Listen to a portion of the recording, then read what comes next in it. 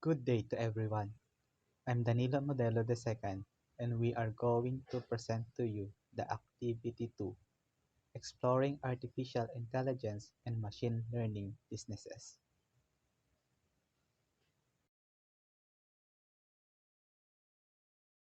The business problem that we have chosen is the financial institutions facing significant risk from fraudulent transactions.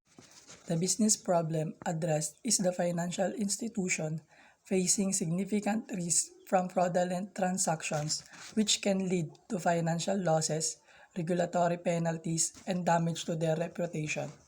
And the core problem is identifying and preventing fraudulent transactions effectively and efficiently while minimizing the impact of legitimate transactions.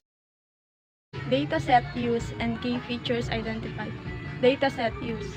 Typically, the dataset for detecting fraudulent transactions might include transaction details, examples, ID, timestamp, amount, merchant, and location, customer details, examples, ID, account age, transaction history, and demographic information, device information, examples, IP address, device ID, and location data, transaction behavior, examples, frequency, time of day, and transaction type.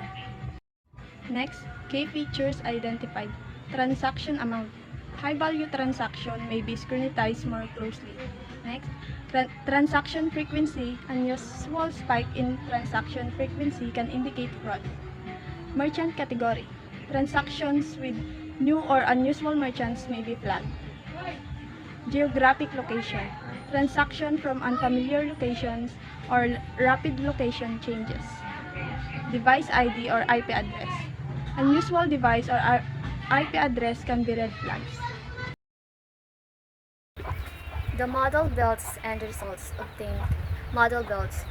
Common models for fraud detections include logistic regressions, simple and interpretable useful for binary classifications. Decision trees or random forests handle complex interactions and can be robust to outliers. Gradient boosting machines or GBM provide high accuracy and handle nonlinear relationship well, and neural networks. It captures intricate patterns in large data sets but require more data and computational resources, and loss anomaly detection models, such as isolation forests or 1 plus SVM, which are useful when the dataset is imbalanced with fewer fraudulent cases, and the results obtained. Accuracy. Measurements of correctly classified transactions. And precision and recall. Precision indicates the proportion of true frauds among predicted frauds. Recall measures how many actual frauds were detected. F1 score, harmonic mean of precision and recall, balancing the two metrics. And loss ROC, AUC or receiver operating characteristics curve and the area under the curve show the model's ability to distinguish between fraud and non-fraud transactions. In this slide, the discussion will focusing on the insights we gain and the potential business implication. First, the insights we gain are patterns in fraud, which the identification of common characteristics or patterns among fraudulent transactions, such as specific types of transactions or geographic regions.